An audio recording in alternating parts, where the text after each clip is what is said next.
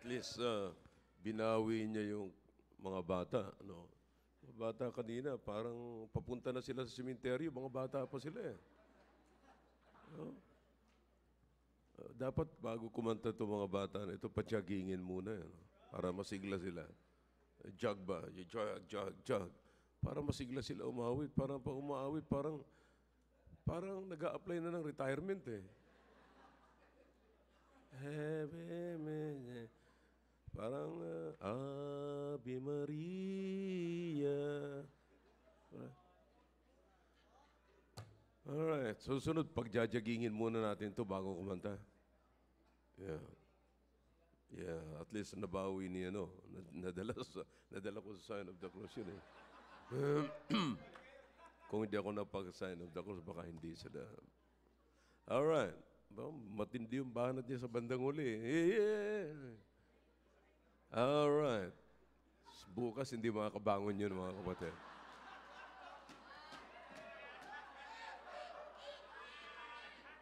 Bukas ganun yan, no? Anyway, that's good. It's good to be here. Amen.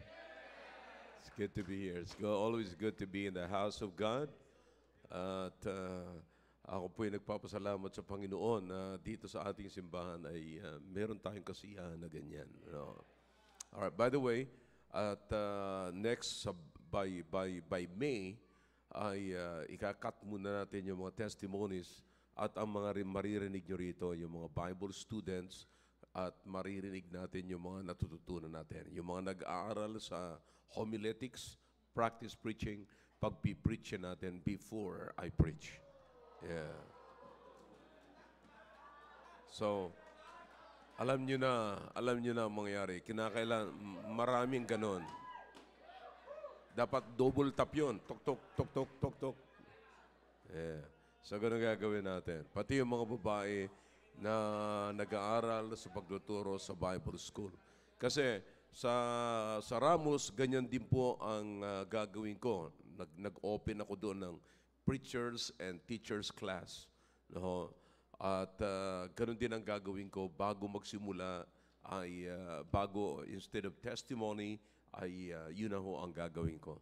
Pag-preaching ko yung mga, bahala na sila kung ano nung pagsasabihin nila. Maaaring pagsabi nila, alright, balot! Alright. Alipeno balot! Yeah. Happy mani popcorn chiclet. Yeah. Alright, so nasa kanila na yan. Okay? Basta at least sumigaw lamang. Magmukhang lalaki lang ang lalaki. Bawi na ako doon. Kasi kanina habang nandiyan ako sa loob, meron akong na-browse mga kapatid naglalaro ng volleyball. Nandun sa katabi ko si Daniel at saka si Isaac. Aba, yung isang nagbabalibol ganito eh.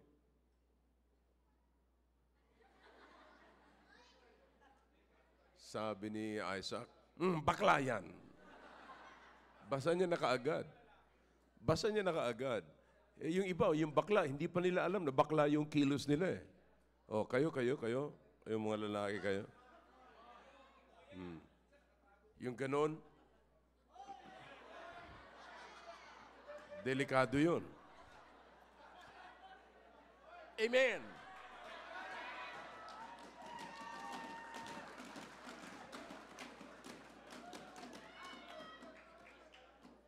Tapos pagka tinapik mo, ano ba?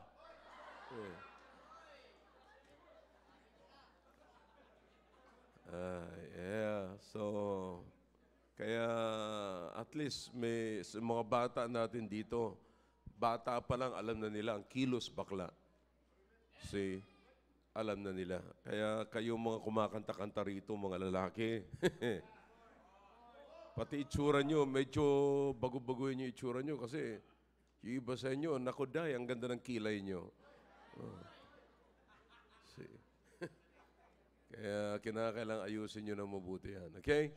All right. You ready for the preaching? You ready? All right, shall we all stand and Maki will come and preach the word.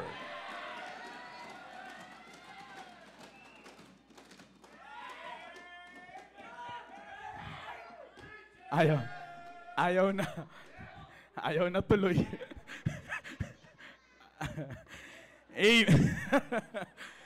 Amen, amen. At magandang gabi po sa inyo lahat. Are you happy this evening? Amen. And it's good to be in the house of God. Gaya po ng sinabi ng ating mahal na pastor, sapagkat ako po ay naniniwala that there is something na atin pong laging matututunan kapag tayo po ay nasa tahanan po ng Panginoon. Amen.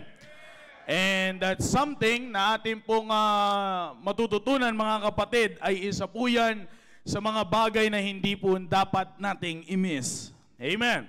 Alright, and ngayon pong gabi po na ito ay meron po tayong magandang pag-uusapan in line with the preaching of our pastor sa kanya pong ginagawang series of lesson to grow in the knowledge of God and to put ourselves in the very nature of God. Alam niyo po, this past 2 Wednesdays na binahagi po yan sa atin ng ating mahal na pastor, napakagandang mensahe.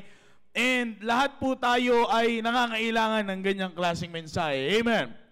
Kaya po ngayon pong gabi po na ito ay meron po tayong pag-aaralan patungkol po at in line dyan po sa ating pong pinag-aaralan po na yan every Wednesday.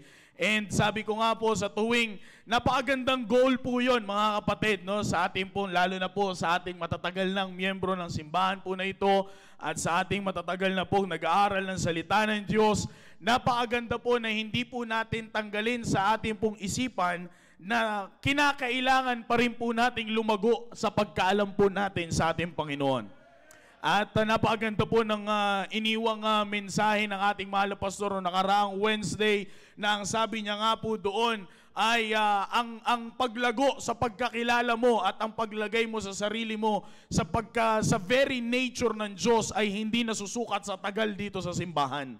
At which is, it is a great reminder for each and every one of us sapagkat dyan po lalabas yung salita po natin, yung salitang experience.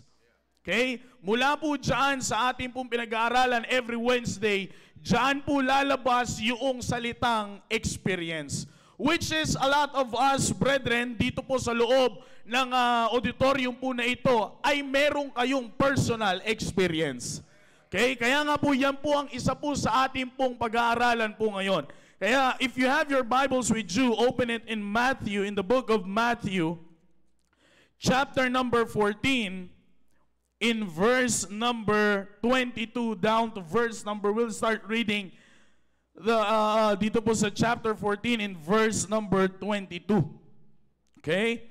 And katulad nga po ng sinabi ko, last Wednesday, we heard a powerful message mula po sa ating mahal na pastor, putting ourselves in the very nature of God. Okay? At mula po, sabi ko nga po sa inyo kanina, mula po sa paglagay ng ating sarili sa very nature ng Diyos, dyan po lalabas ang salitang experience. Okay? Verse number 22 of the book of Matthew chapter number 14, ang sabi po ng Bible, and straightway Jesus constrained his disciples to get into a ship and to go before him unto the other side while he sent the multitudes away. Verse number 23. And when he had sent the multitudes away, he went up into a mountain apart to pray.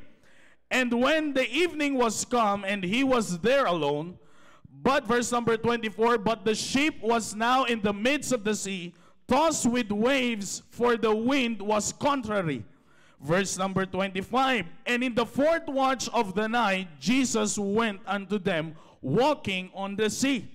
Verse number 26, and when the disciples saw him walking on the sea, they were troubled, saying, it is a spirit, and they cried out for fear.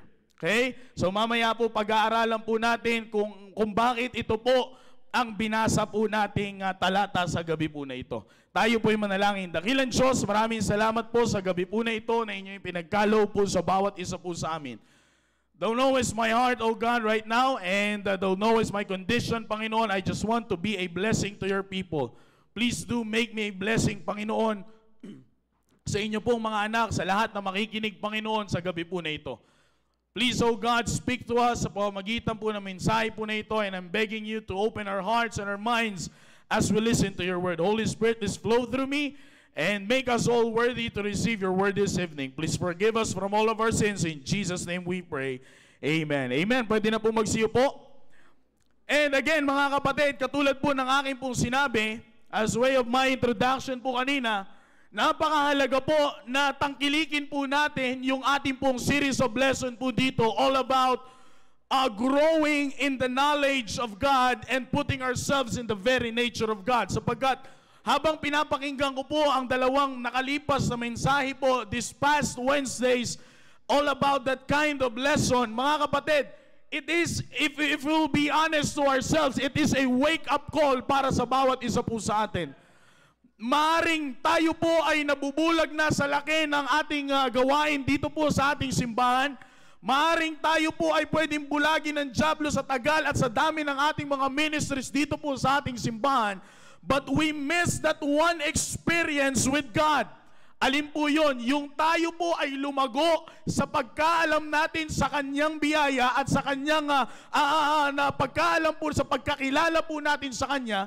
At isa po sa pinakamalaking experience na ating pong mamimiss is yung mailagay na po natin ang ating sarili in His very own nature. Sapagkat once a Christian, alam niyo po, as I reviewed those preachings, ang isa po sa mga natutunan ko po doon, once a Christian, ang isang Kristiyano kapag tumigil na siya na mag-isip ng mga bagay na ginagawa sa kanya ng Diyos, isa lamang po ang ibig sabihin nun. Nakalimutan niya na ilagay ang kanyang sarili sa presensya ng Diyos. Which is, yan ang pinakadelikadong estado po sa buhay ng isang Kristiyano. Ikaw man ay lumaki dito sa simbahan, kasabay mo man ang simbahan na ito, or matagal ka na dito sa simbahan, it doesn't matter. Hindi po yan ang usapin. Ang usapin is kung papaano ka lumalago sa pagkakilala mo sa Diyos at kung papaano mo inilalagay ang sarili mo sa nature ng Diyos. Sapagkat nandiyan po ang paglago. Now we need to take note of this, brethren, sapagkat mula po sa mga series of lesson po na yon, doon po natin makikita na kapag hindi po natin inilagay ang ating sarili sa presensya ng Diyos at hindi tayo lumago sa pagkakilala po natin sa Diyos, tayo po ay mapapangunahan ng mga bagay na kung saan ikasisira ng ating Kristiyanong buhay, as what our pastor preached about last Wednesday, which is the lust of the flesh. Di ba po? Kaya nga po, napakaganda nung sinabi po doon ng ating mahal na pastor na ang pinaka-target ng lust of the flesh is not those people na hindi nakakakilala sa Diyos, kundi ang target ng kasalanan na yon is those people na nakakakilala na sa Diyos. Kasi kasi po ang dapat po natin makita, brethren, kung tayo po ay hindi magiging aware, which is dapat maging aware po tayo dyan, if the things of this world will continue to capture our mind, we will miss those things na sana po ay nakatulong na sa ating paglago bilang isang Kristiyano. And the things that I'm talking about, brethren, is what we call experience. Alam niyo po ba, mga kapatid, kapag ang isang Kristiyano tumigil na ilagay ang kanyang sarili sa very nature ng Diyos, hindi na po siya lalago sa pagkakilala niya sa Diyos. At kapag hindi na po tayo lumago sa pagkakilala po natin sa Diyos, mawawala na po yung salitang experience with God. Hindi na, mamimiss na po natin yon. Way back, mga kapatid, nasabi ko na po ito sa inyo with our team Understanding Ministry and Family. Sinabi ko na po yan sa inyo kung bakit ganun kalakas ang loob ni Joshua magsabi ng as for me and my house, sapagkat hindi niya hinayaan na mawala ang salitang experience niya sa kanilang dalawa ng Diyos. Joshua saw everything. Nakita niya na po lahat. Mula po sa land of bondage hanggang sa makarating sila sa promised land, lahat po yun nakita ni Joshua. At hindi niya po hinayaan na mawala po ang salitang experience sa kanilang dalawa ng Diyos. That is why Joshua had a courage na magkaroon ng bold statement to choose you this day. Napakahalaga po niyan, mga kapatid. Bakit po si Joshua, sinisikap niya, kung babasahin niyo po ang kanyang storya, sa lahat po ng verses in Joshua chapter 24, lahat po yan ay nakapatuon sa kung paano mo kikilalanin ang Diyos. Lahat po yan nakatuon, fear the Lord, huwag ka magdi-depart sa salita ng Diyos. Lagi niyang sinasabi sa mga tao, alalahanin niyo, for the Lord our God, He it is, for the Lord our God, for the Lord our God. Yan po ang laging sinasabi po ni Joshua sa kadahilanan na alam ni Joshua na kapag siya ay lumalago sa pagkakilala at lagi niyang inilalagay ang sarili niya sa presensya, sa nature ng Diyos, hindi mawawala sa kanya ang salitang experience. Now, experience, brethren, maaring isa po yan sa mga ayaw po nating mawala. Kapag pumupunta tayo sa lugar, ang kaya unforgettable sa iyo ang isang lugar because of your experience on that place. Kapag unforgettable sa iyo ang isang tao because of your experience with him or your experience with her. Kaya nagiging unforgettable ang isang bagay because of experience. Kaya nga ayaw nating mabura yan eh. Ayaw nga natin mapalitan ng ibang ano yan eh, ng ibang, halimbawa pag maganda ang experience mo dito, ayaw mo mapalitan ng masamang experience yan eh. Bakit? Kapag nagkaroon ka ng isang experience, mahalaga sa iyo, nagiging mahalaga yung pagkakataon na yun. Kaya nga nais ko pong sabihin po sa inyo mga kapatid, we should be aware kasi ito pong 2 Wednesday na nakalipas, ito po ay patungkol sa pagkakilala kung paano tayo lalago sa pagkakilala po natin sa Diyos. That's the series 1. The next series of that message is ang ganda nga po mga kapatid eh. Kasi pagkatapos mo lumago, ang senyales na ikaw ay lumalago sa pagkakilala mo sa Diyos, inilalagay mo ang sarili mo doon kung paano mo nakilala ang Diyos. Kaya nga hindi po natin pwedeng basta-bastahin ito mga kapatid. Members of this church, all-timers of this church, mga kasabayan kong lumaki dito sa simbahan, wag niyo pong papalampasin po ito sapagkat hindi basihan ang oras na tinagal po natin dito. Ang basihan is kung paano po natin inilalagay ang ating sarili sa ating pong mga natutunan. Kapatid, I'm telling you, this is very important. Kasi kapag pinalampas po natin ito, mangyayari po sa atin yung talatang binasa po natin. Mawawala po ang salitang experience. And once we miss an experience, it is called a wasted experience.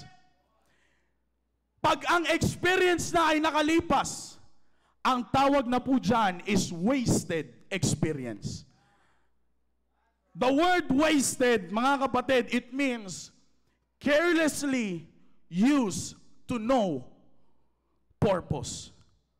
Carelessly used to no purpose. Kapag ang salitang wasted ay nilagay mo mga kapatid, alam niyo po, hindi magandang tandem ang wasted at ang word na wasted at ang word na experience. Supposedly, pag meron kang experience, maganda dapat ang maidudulot sa iyo niyan. Pero kapag tinabi mo ang salitang wasted, mawawala po ang beauty ng word na experience. Sabi ko nga po sa inyo, nagiging unforgettable ang isang bagay because of your experience. Kapatid, napakahalaga po sa buhay po natin bilang isang Kristiyano na meron tayong gantong klaseng nalalaman, gantong klaseng natututunan. Very nature, ini-expose tayo ng ating pastor in the very nature of God so that our experience with God will never be wasted.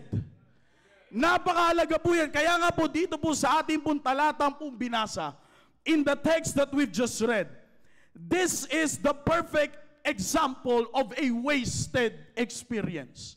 Sa mga hindi po nakakaalam ng storya, balikan po natin.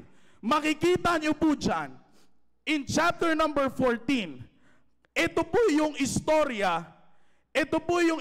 na kung saan katatapos lamang po mga kapatid, napakainin ng Panginoon ang mga tao.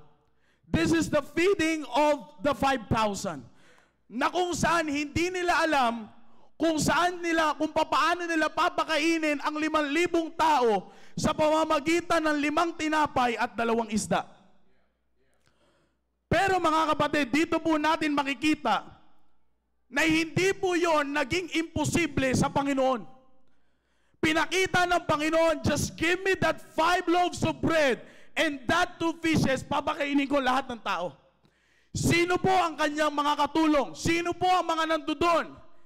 His disciples. Kasama niya po ang mga disciples when in fact, nagkaroon sila ng experience with God.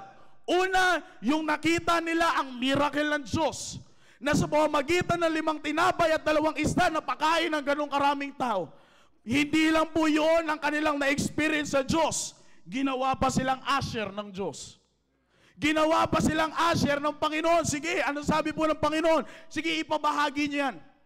Later on, nalaman nila may sobra pa.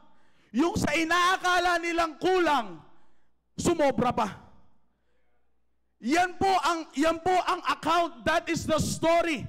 Pero nakakalungkot mga kapatid, that kind of experience, that kind of the disciple, yung experience sa mga disciples, sa konting oras lang, nawala. Nawala. Ulitin ko po, katatapos lang. Pinauna lang sila ng Panginoon sa kabilang side. Just on the other side. Sabi ng Panginoon, mauna kayo, papaalisin ko lang ang mga tao. Mauna kayo on the other side. Take note, kasama nila ang Panginoon. Kani-kanina lang kasama nila ang Panginoon. Kani-kanina lang nakita nila ang ginawa ng Panginoon. Kani-kanina lang meron silang experience with Him. But sadly, after a short period of time, lahat po yun nawala. When in fact, kung babasahin niyo po, ang pinaka nakakalungkot na bahagi sa account po na ito, hindi na nila nakilala ang Diyos. Hindi na po nila nakilala ang Diyos. Na kung iisipin po natin, kilala nila ang Diyos kani-kanina lang. Alam nila na ang Diyos, na ang Panginoon ang may dahilan kung bakit nagkaroon na pakain ng maraming tao. Panginoon ang dahilan ng miracle na yon. Panginoon ang kasama nila through that experience. Alam nila na Panginoon ang kasama nila, but for a short period of time, ang tingin na nila sa Panginoon, multo. It is very clear in the Bible. It is a spirit. Nakita nila, hindi na po mga kapatid kung paano nila nakilala ang Panginoon noong una. Hindi na ganoon. Bakit po? They cried out for fear. Yung fear po dyan, hindi nyo makikita yung trembling talagang as if they don't know kung sino yung nasa gitna. As if they don't know kung hindi nila talaga kilala kung sino yung naglalakad.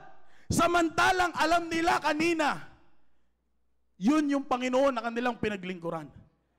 Kaya nga mga kapatid, we need to be thankful sapagkat tayo po ay nagkakaroon ng pagkakataon na lumago ayon sa pagkakilala po natin sa Panginoon sa pamamagitan ng mga mensahe na kung saan tayo po ay ini-encourage that we need to put ourselves in the very nature of God. Kaya nga po, we are commanded to grow in grace and in the knowledge of our Lord and Savior Jesus Christ. Ganun kahalaga yung commandment po na yon. Bakit po? Para po hindi tayo mapunta doon sa isang sitwasyon na later on sa ating Kristiyano pong buhay, nakakalungkot mang isipin, hindi na natin makikilala rin ang Diyos. Pero kung ating pong babagsak, kung saan po tayo babagsak, isa lamang po, maaring tayo rin ay tumigil sa paglagay ng ating sarili sa very nature ng Diyos. Mga kapatid, the people here in the text that we've read is the very own disciples of the Lord. Siya mismo ang nagturo, kasama niya lagi, kausap niya lagi, nakikita ang lahat ng kanyang ginagawa. Pero kung nangyari yan sa disciple ng Diyos, hindi po malabong mangyari sa bawat isa po sa atin yan. Kaya nga po this evening, let us not waste that experience by understanding kung ano po ang kayang ibigay ng experience na yan sa ating Kristiyano pong buhay. Each and everyone here inside the auditorium tonight, alam kong meron kayong personal experience sa Diyos. Iba ang experience ko sa Diyos, iba ang experience ng bawat isa po sa atin sa Diyos. That is why my challenge to you this evening, never allow it to be a wasted experience. Huwag mong hayaan, kapatid, Huwag mong i-allow na maging wasted experience yan.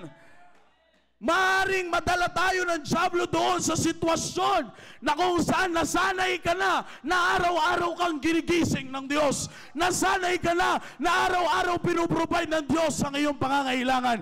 Pero huwag mong kakalimutan, the more na alam mong ginagawa sa iyo ng Diyos yan, dapat the more mo ring inilalagay ang sarili mo sa very nature ng Diyos upang ang experience mo sa Diyos ay hindi mapasawalang kwenta. Sabi ko nga po sa inyo, kapatid, ang salitang wasted at ang salitang experience, hindi magandang tandem. Hindi magandang tandem. Experience should bring you joy. Experience should put you on fire serving God.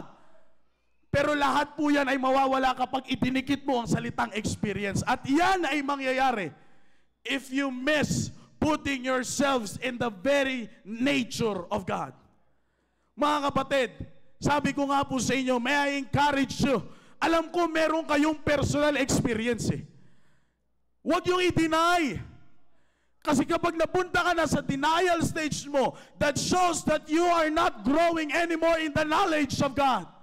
You are used, alam niyo po, nabitawan po yan dito ng ating mahal na pastor. Nakakalungkot sa buhay ng isang Kristiyano kapag naging used na siya sa biyaya ng Panginoon. Nakakalungkot po yan. Bakit? That will hinder your growth in the knowledge of God. At kapag nangyari na yon, hindi mo na makikita yung very nature ng Diyos. At kapag hindi mo na nakita yung very nature ng Diyos, mahihirapan ka nang ilagay ang sarili mo sa very nature ng Diyos. Now let's try to take a look, brethren, on those wasted experience ng mga disciples. Pero bago ko po sabihin ng mga wasted experience ng mga disciples po na ito, let us humble ourselves right now in the sight of God. Huwag tayong magpapadala, kapatid, sapagkat wala sa tagal ang sukatan ng experience mo sa Diyos. Ang sukatan ng experience mo sa Diyos ay nasa pag-apply ng iyong pagkakilala sa Diyos. Ulitin ko po.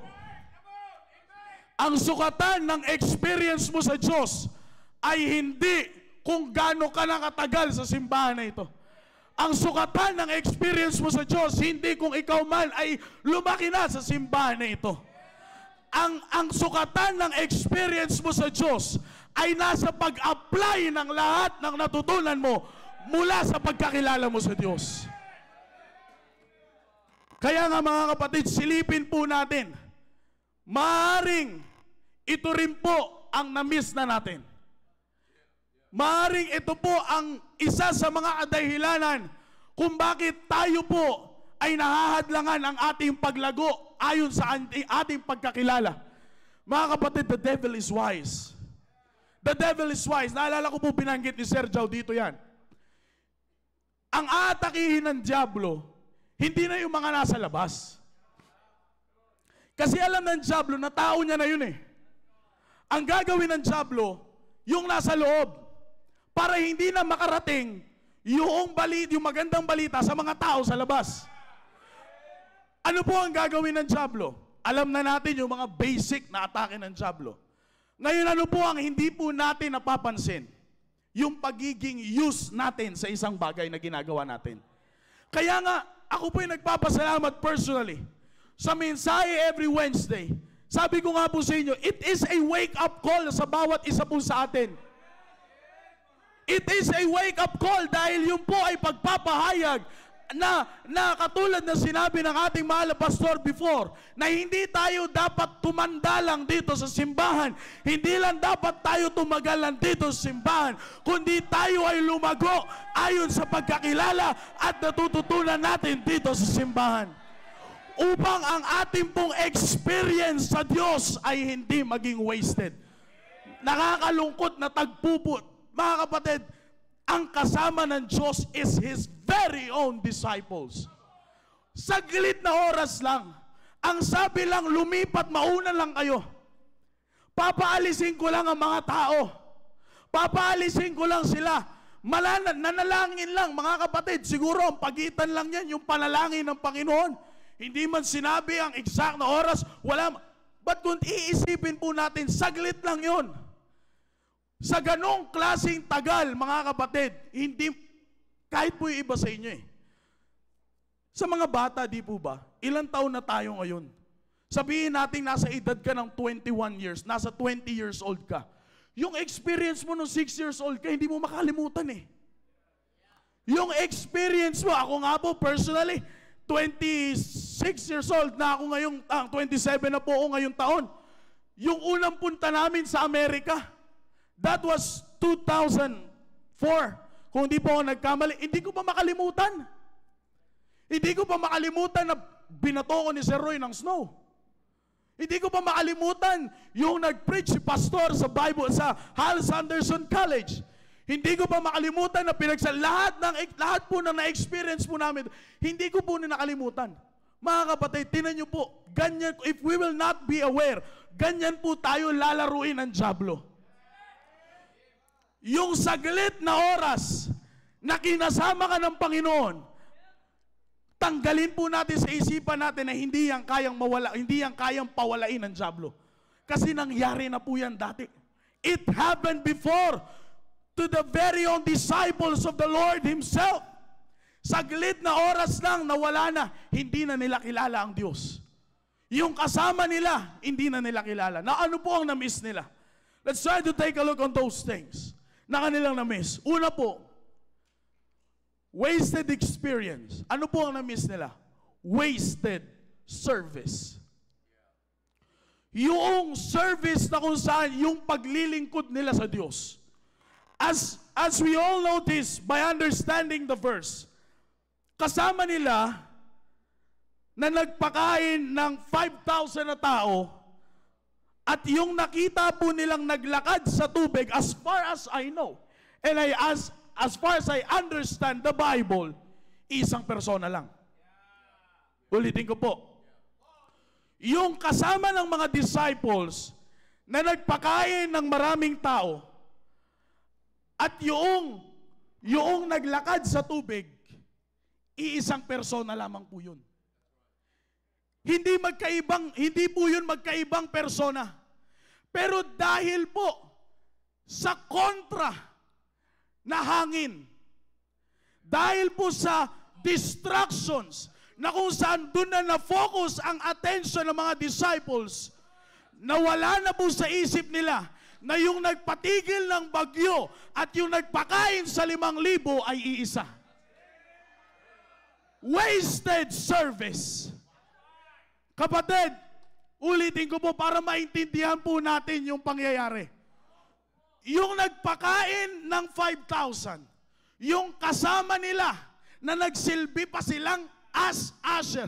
Kayo mga usher, mag-ingat po tayo. Okay? Yung kasama nila na nagpakain ng 5,000 at yung natagpuan nila nung sila ay nasa other side of the lake, yung natagpuan nilang naglalakad, as far as I understand the Word of God, sa gitna ng lake, iisang tao lamang po, iisang persona lang yun. Hindi nag-iba. Yung ginawa niyang miracle sa feeding of 5,000, the same na ginawa niyang miracle na pinatigil niya yung hangin na malakas. At nagkaroon ng pagkalma sa gitna ng river, mga kapatid, sa gitna ng lake. Iisang persona lamang po ang gumawa nun.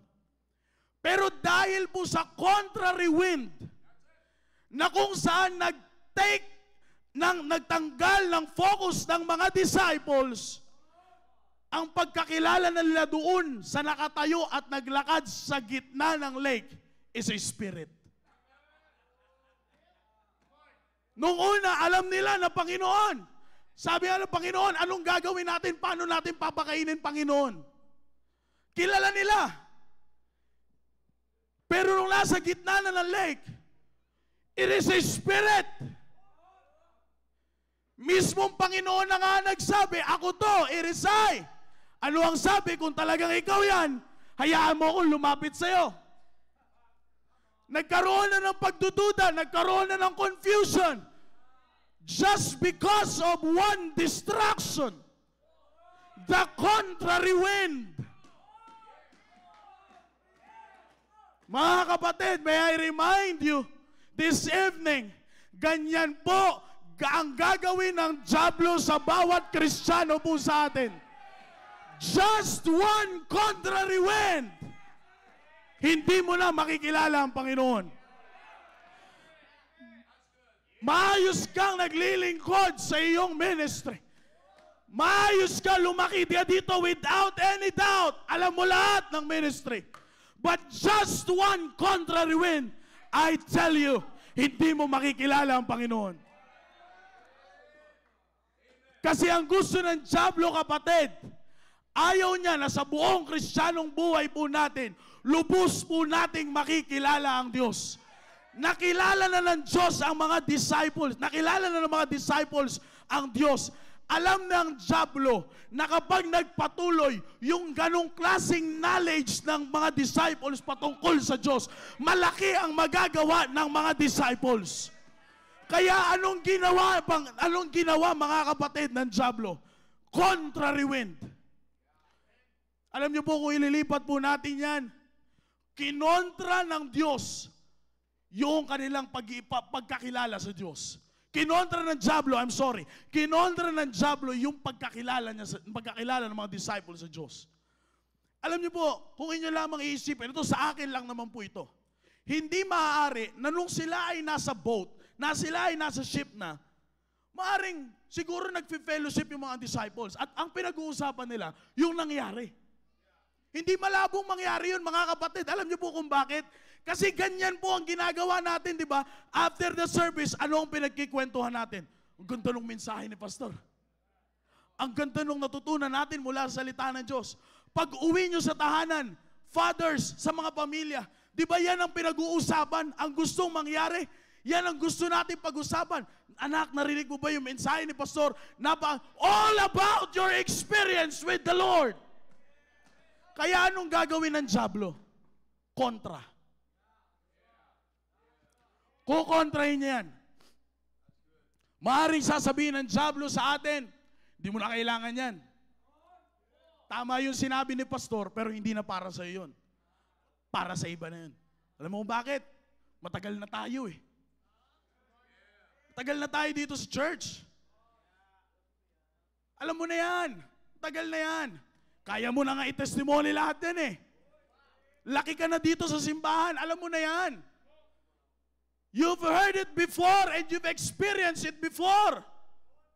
Pero nakakalungkot po, minsan masusumpungan na po natin ang ating sarili na nasa isang sitwasyon na po tayo na nung nagpakita po sa atin at nagparamdam sa atin ang Panginoon, hindi na natin kilala ang Panginoon.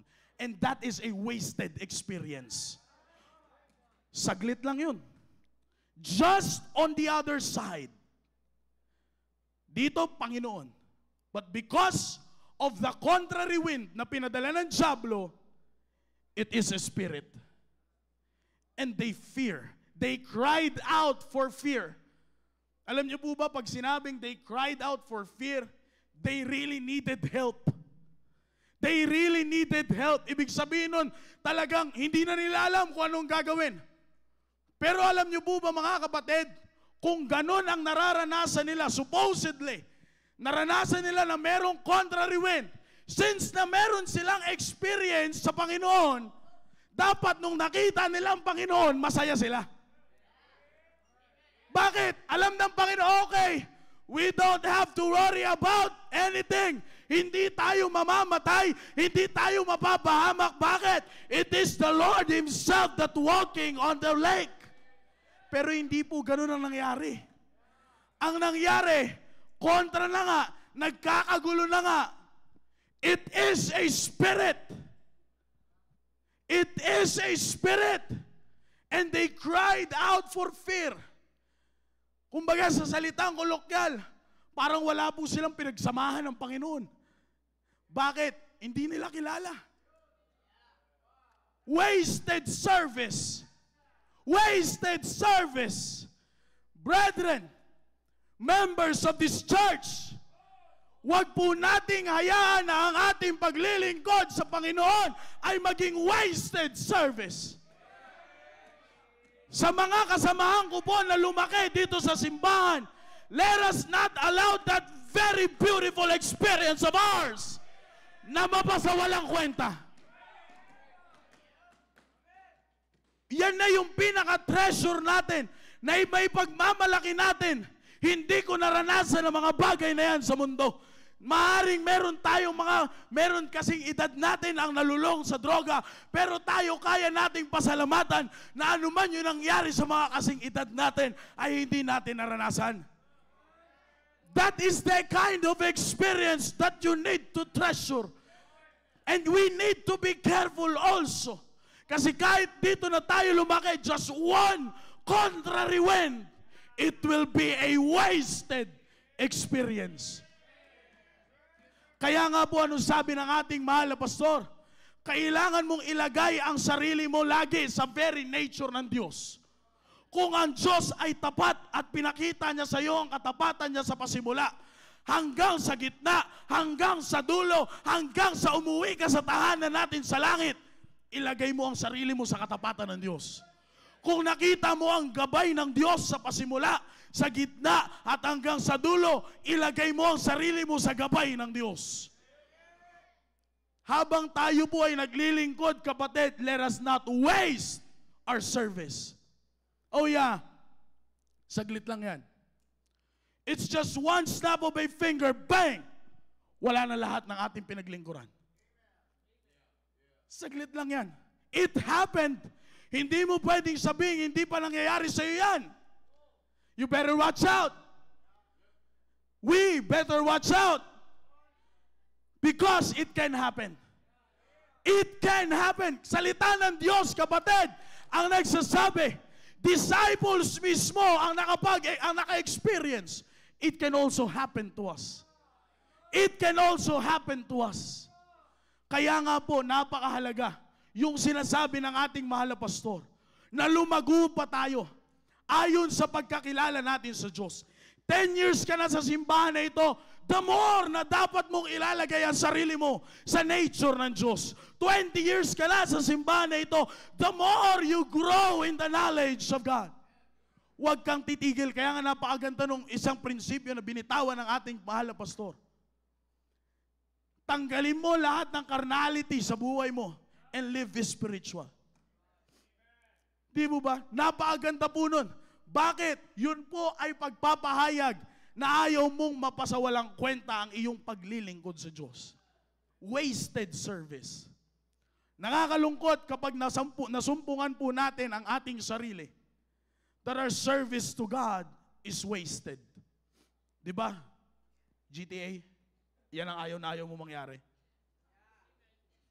Wasted. Yan ang ayaw na ayaw mong marinig. Sa sobrang gigil mo nga minsan, nababato mo yung controller eh. Di ba? Yan ang ayaw mong mangyari. Sa laro, ayaw mong maging wasted. Pero sa spiritual na kalagayan, gusto mong maging wasted.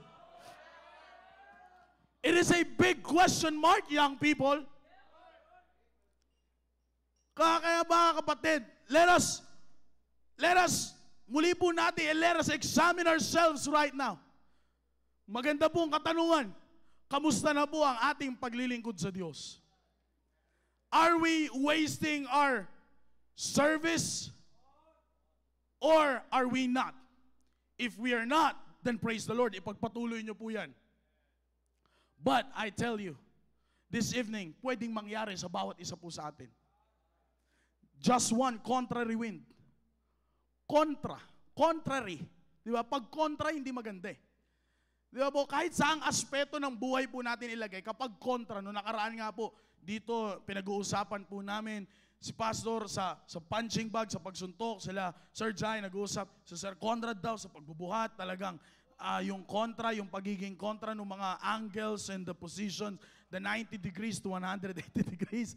Di ba? Pag kontra, hindi magandang maidudulot sa iyo eh. Subukan nyo pong papunta kayo doon, pero maglakad kayo patalikod. Hindi kayo mai-excite na makarating ng dulo eh. Bakit? Kontra eh. Kung ano yung nasa isip mo at ano yung ginagawa mo, ang pangit tingnan. Di po ba? Hindi maganda. Kahit saang aspeto po ilagay po natin. Kapag kontra, hindi maganda. Pero yan po ang pinapadala sa atin ng dyablo. Laging kontra. Kung ano yung natutunan mo dito, kung ano yung naging experience mo sa Diyos, asahan mo kukontrahin niya ng dyablo sa kabilang side.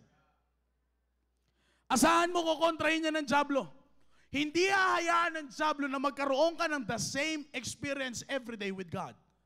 Bakit? Kasi alam ng dyablo na kapag same experience ang magagawa, ang makikita mo, lalago ka sa pagkakilala mo sa Diyos.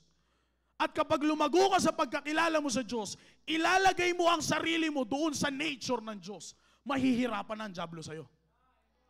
Kaya yun ang ayaw ng dyablo. Kaya nga, ang ginagawa ng dyablo, paglipat mo sa kabilang side, kukontrahin niya ng dyablo.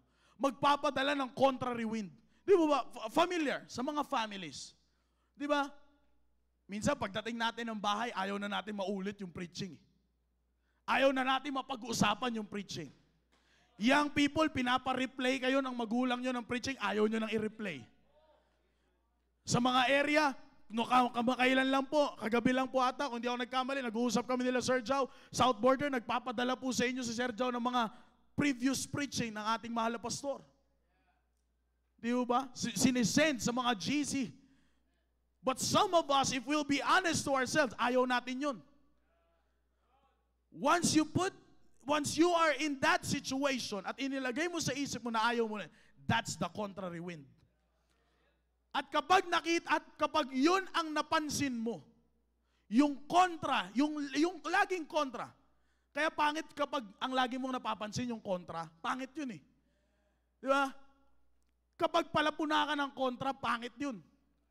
Kapag yun ang napansin mo lagi, hindi mo na mapapansin yung experience mo sa Diyos. Ang galing ng dyablo, di ba?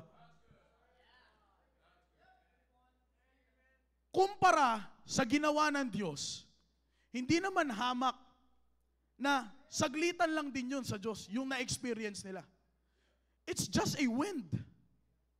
It's just a wind. Alam, nakita na ng mga disciples imposibleng pakainin. Sinong, dito po, halimbawa, pabili natin si Sir Michael de la Cruz ng isang balot ng pandesal. At sasabihin ko po makakakain tayo lahat. Maniniwala po ba kayo sa akin? Tapos isang balot ng pandesal, 2 soft drinks. Makakainom po ba tayo lahat? Hindi, ako lang yun. Hindi, joke lang. Sorry. Di ba? Hindi kayo maniniwala. Hindi rin po maniniwala yung mga disciples. Sa 2 isda at sa 5 tinapay, makakakain yung 5,000. Pero ano sabi ng Diyos? Ibigay mo sa akin. Ibigay mo sa akin. Nung hawa ka na ng Diyos, sunod na pangyayari, sige, distribute nyo na. May sumobra pa. Nakita po lahat yun ng mga disciples. Ibang klaseng experience, service.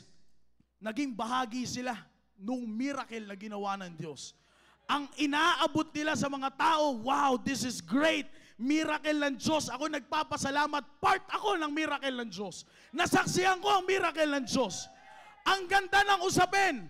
Nagpadala ang dyablo ng contrary wind. Nasana yung pinag-uusapan nila sa barko. Doon sa boat na kung saan sila ay nakasampa. Kung lang sana nag-stick sila doon sa nakita nilang experience at service nila sa Diyos. Kaso hindi po eh. Nag-focus sila kung saan kontra doon sa nangyari. Kaya ano pong nangyari? Hindi nila kilala ang Diyos. Ganyan po ang pwedeng mangyari sa atin. Kaya nga po, wasted service.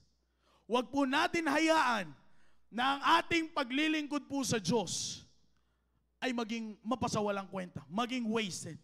Kaya nais ko pong sabihin sa inyo mga kapatid, na patuloy po tayong lumago sa biyaya at pagkakilala po natin sa Diyos at ilagay po natin ang ating sarili sa very nature ng Diyos so that whatever distractions of this world, tayo po ay patuloy at masayang maglilingkod sa Diyos and our service to Him will never be wasted. Number 2, last. Wasted peace. Wasted peace. Ngayong gabi, mga kapatid, nais ko rin po sabihin sa inyo that as we serve God, You have the peace that passeth all understanding. Meron kang isang kapayapaan na hindi matutumbasan ng mundo na ito. Nais ko pong sabihin po sa inyo, huwag po nating waldasin yan. Huwag po natin waldasin yan kasi hindi po yan basta matatagpuan kung saan-saan. Yan po ay bunga at ang makakapagbigay po ng ganyang klaseng kapayapaan sa atin is our experience with God. Tingnan niyo po, balik po tayo doon. Nagpanik sila kaagad eh. Sabi ko nga po sa inyo kanina, di ba? Kung alam nila kung ano ang kayang gawin ng Panginoon, kahit anong dumating sa buhay nila, kalmado lang sila. Mukhang malakas ang hangin ah. Mukhang pataob na tayo ah. Mukhang hindi na tayo tatagal dito ah. Pero okay lang yan. Pag nag-show up ang Panginoon dito, sigurado ko titigil to lahat. Sana ganun lang eh. But, since that they already waste their experience with God, wasted peace. Wasted peace. Alam niyo po ba mga kapatid, kung ididikit po natin ito, sa ating pong pinag-aaralan all about putting ourselves in the very nature of God, kampante tayo lahat. Hindi ka mag-aalala, wala kang aalalahanin sa lahat ng pwedeng mangyari. Sapagkat anong klaseng kapayapaan ang meron ka? Yung hindi kayang tumbasan ng mundo na ito. Kaya kahit anong padala sa'yo ng dyablo, kalmado ka lang. Hindi ka magpapanik. Hindi mo pipiliin na mawala sa simbahan. Hindi mo pipiliin na masayang ang ginagawa mo para sa Panginoon. Bakit? Alam mo kung anong klaseng experience meron ka sa Diyos eh. At alam mo kung paano ka lumalago sa pagkakilala mo sa Diyos. Alam mo kung paano mo inilalagay yung nature, yung sarili mo sa nature ng Diyos. Kaya nga anong sukli sa'yo niyan? Kapayapaan. You will have that peace. You will have that kind of peace na kung saan kahit anong mangyari, kalmado ka lang.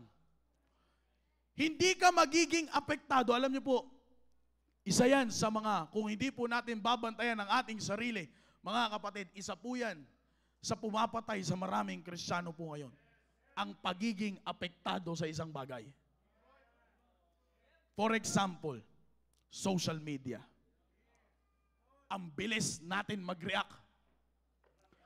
Ang bilis nating mag-react sa mga bagay na nakikita natin sa social media.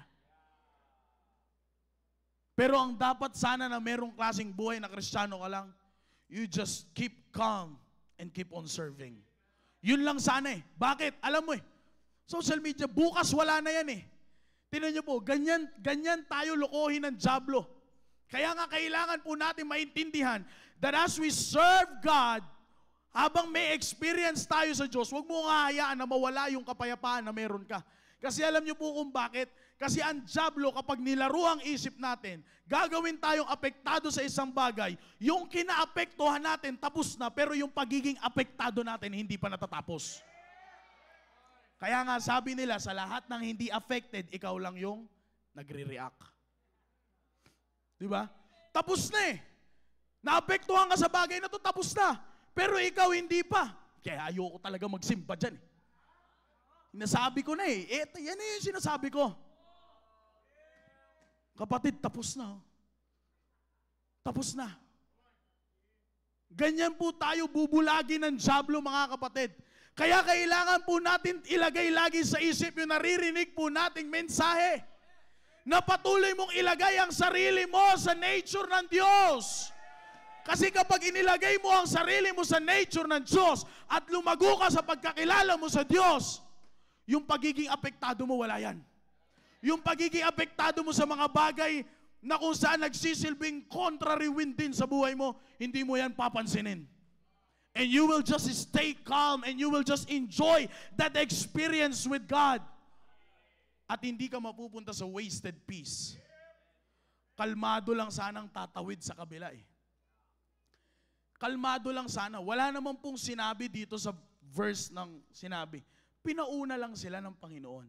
Hindi sinabi ng Panginoon, sige mauna na kayo, bahala na kayo sa buhay nyo. No, hindi. Pinauna lang sila. Pero hindi sila iniwan ng Panginoon. In fact, sinalubong pa nga eh. Iba lang yung pagkakilala nila eh. Pero ang totoo nun, ipinakita ng Panginoon na sa kabila ng nararanasan yun dyan, kaya kong tumayo sa gitna niyan. Yun lang sana yung gustong paratingin na mensahe ng Panginoon.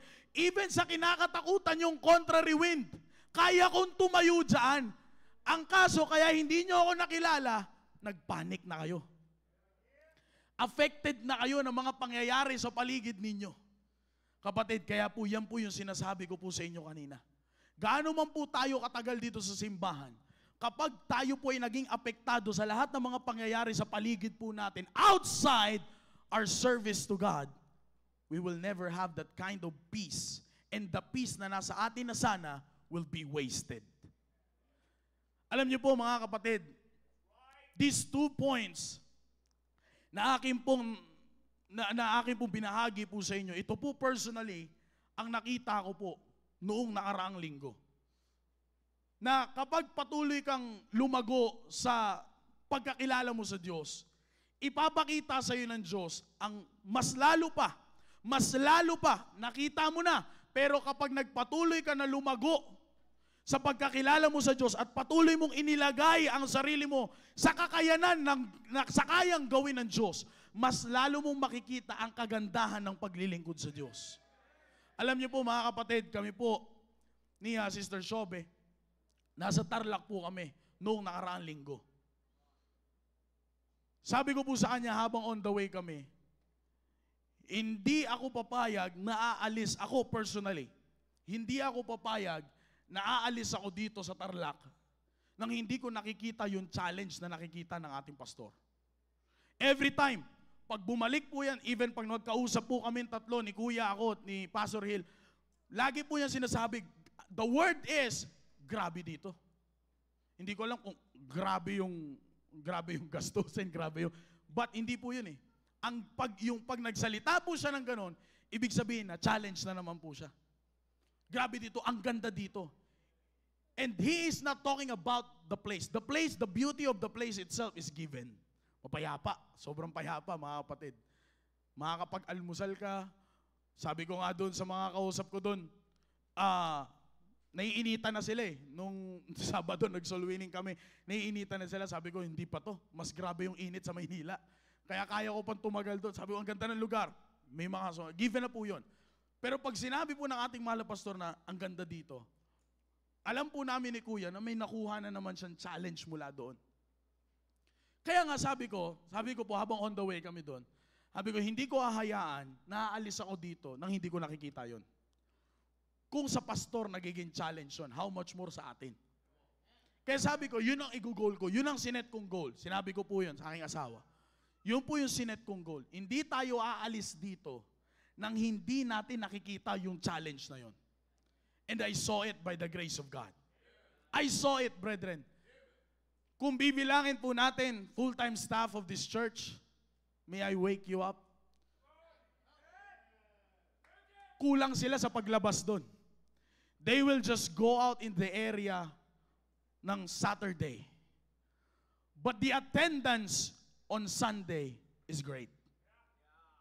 Now, wala pong ano pong iba dito, but I'm talking about yung puso ng tao. Alam niyo po kung ano po nakita ko po doon? Isa lang. Ito po. Itong mensahe po na ito. They have their own personal experience with God na ayaw nilang mapasawalang kwenta. Kaya nga, ang ginagawa po nila, kung ano man yung pwede nilang gawin, sinasagad nila. Gagawa sila ng ganito, pag pumupunta sila na area, sagaran sila. Although they need to improve some things, pero nandoon na po yun. But I'm talking about yung puso po nila na hindi po nila hahayaan na hanggang doon lang sila. Yun ang patuloy po nilang ginagawa. Bakit po? Kasi alam nila, meron na silang experience sa Diyos eh. Alam niyo po kung ano po yung isa sa kinakatuwa ko po doon? Kada salita mo, magti-take note sila sa cellphone nila. Kada instruction na binibigay mo, ito dapat ang gagawin natin, ito ganyan. Susulat po agad yan. Isusulat nila agad yan. So yun po yung nakita ko. The challenge is, napakaganda ng puso ng mga tao po doon. Napakaseryoso.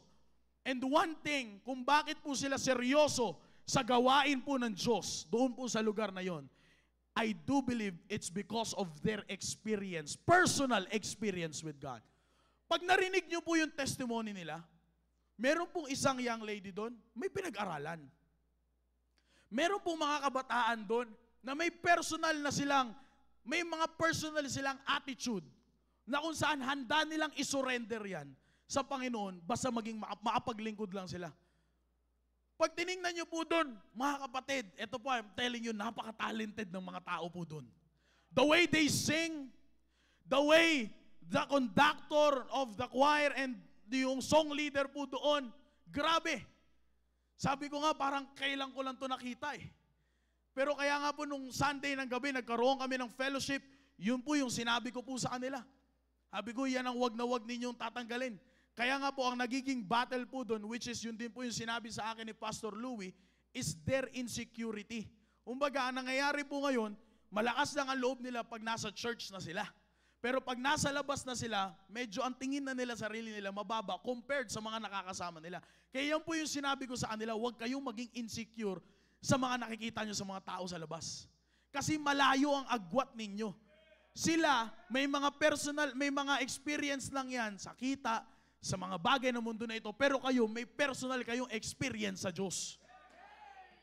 Kung sino kayo before, may pinag-aralan kayo, pero the way nyong piliin ang gawain ng Panginoon, and the way you surrender your life to God, the way you give your time to God, yan ay bunga ng kanilang experience. Mga kapatid, ang saya nila dun. Team Focus, ang saya nila dun. Oh, I'm telling you, I feel na nandito lang din ako. Nakita nyo yung sinend kong video sa GC natin, ganun sila kaligalig dun. Kaya sabi ko sa kanila, panatiliin nyo yan. Panatiliin nyo yung saya na yan. Yung mga fathers po doon, konti lang sila. Pero kung magngitian yung 85 at 65, kung mag-asaran, parang mga tatay din dito eh. Konti lang sila pero nandoon yung solid bond under the principle of the Word of God. Bakit? Iisa ang mindset na lahat sila nandoon because of their experience with God. Mga kapatid, meron po doong 85 years old na malayo pa ang pinanggagalingan. 30 minutes, if I'm not mistaken, yun ang pagkasabi po sa akin ni Sir Nino. 30 minutes mula po doon. Pero hindi pa ata siya nakapag-miss ng isang service. Meron po doon na nabahagian siya ng salita ng Diyos nung mga nauna po doon, but until now ay nandito pa rin po siya. Nandoon pa rin po siya sa simbahan. And pag nakita nyo po sila, 85 years old, 65 years old, 53 years old, young people, ang lakas umamen. Hindi tulog sa service. Hindi tulog. May dalang bisita every Sunday. Mga kapatid, alam niyo po, lahat po yan, kung ating suma total, kung ilalagay po natin yan sa lahat-lahat, isa lamang po ang dahilan yan. Hindi nila hinayaan na yung experience nila on the other side ay mag-iba na sa kabilang side. They don't want their experience to be a wasted experience. That is why their service to God is not a wasted service. The peace, sabi ko nga po sa kanila eh, Tay, anong oras po kayo natutulog? 9. Pagtingin ko sa oras, mag-aalas 10 na. Pero tumatawa pa. Hindi ko alam kung normal po ba yun o puyat na or ano. Pero hindi po, masaya. Uminom ng kape. Sabi ko po, Tay, buti nakakatulog po kayo. Oo, nakakatulog pa naman. Nandoon yung kasiyahan. Alam niyo po ba, yung mga tatay po doon, pag tinanong ninyo, ano pong pinagkakaabalahan niyo po ngayon? Ay, yung isa po doon, tinanong ko, anong pinagkakaabalahan niya? Wala. Anong pinagkakaabalahan niya po? Maging driver ng simbahan. That's the only business na meron siya. Hindi siya nagpapabayad sa church. Hindi siya binabayaran ng church. Pero masaya niyang ginagawa. Wala pong trabaho sa labas. Hindi sa wala po sila na mahanap na trabaho o hindi sila makapasok ng trabaho sa labas. Kontento na sa kanila yung mag-alaga ng manok, magtinda ng baboy, at least masaya sila pag nasa church sila. Yun lang mga kapatid, okay na sila doon. Kung titingnan nyo po lahat yun, nandiyan dyan yung pressure. Sinabi po yan ni Pastor Louis sa akin nung tanghali na nag-lunch po kasi kami sa kanila. Sinabi po yan ni Pastor Louis sa akin. Minsan yan ang nagiging problema lalo na po doon sa lugar na yon. Na masyado pong parang iniipit ang mga tao. Pero alam niyo po ba yung mga tatay po na yon, along with their families are in the church. Masaya. Masaya silang naglilingkod sa Panginoon.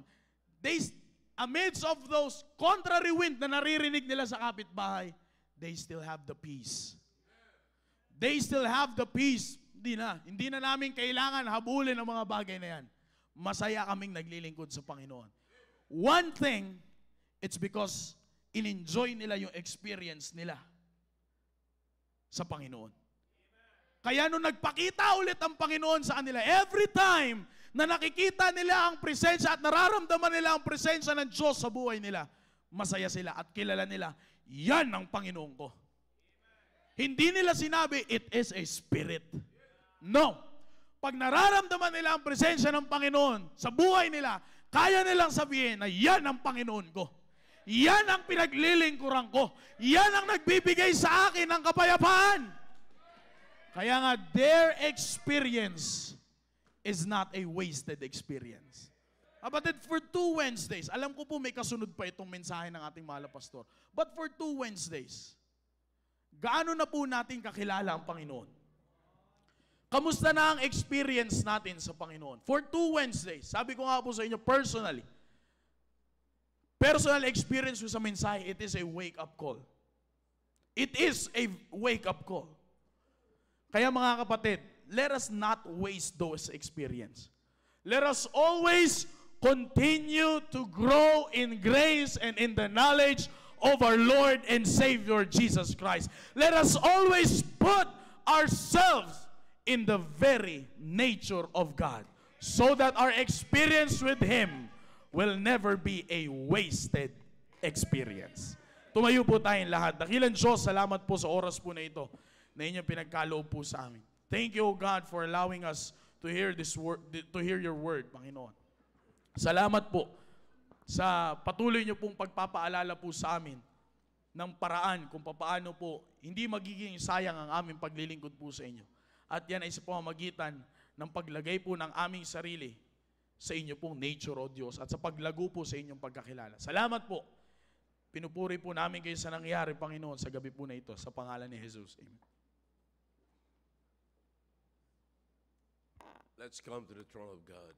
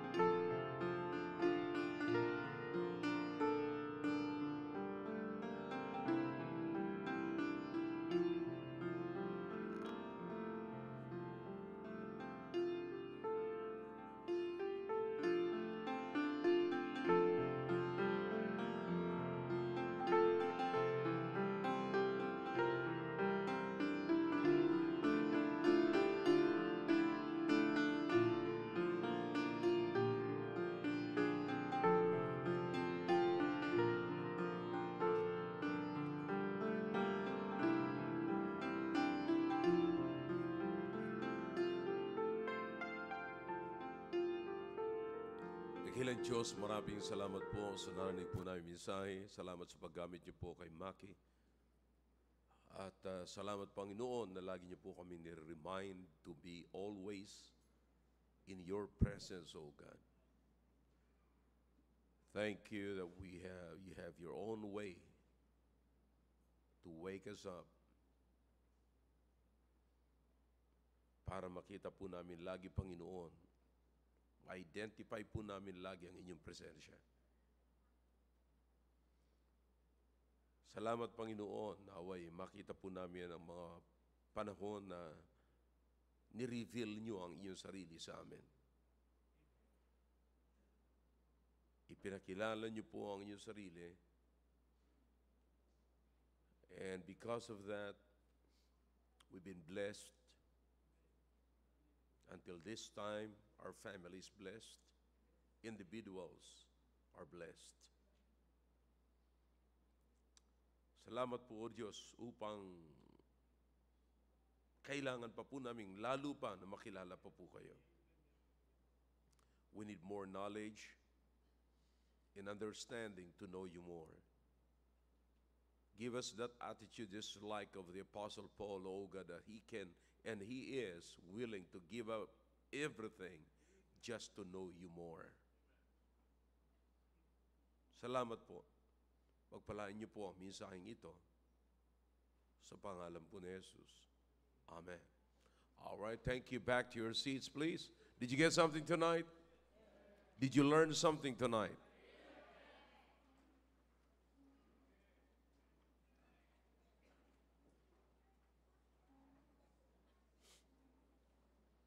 Alam nyo,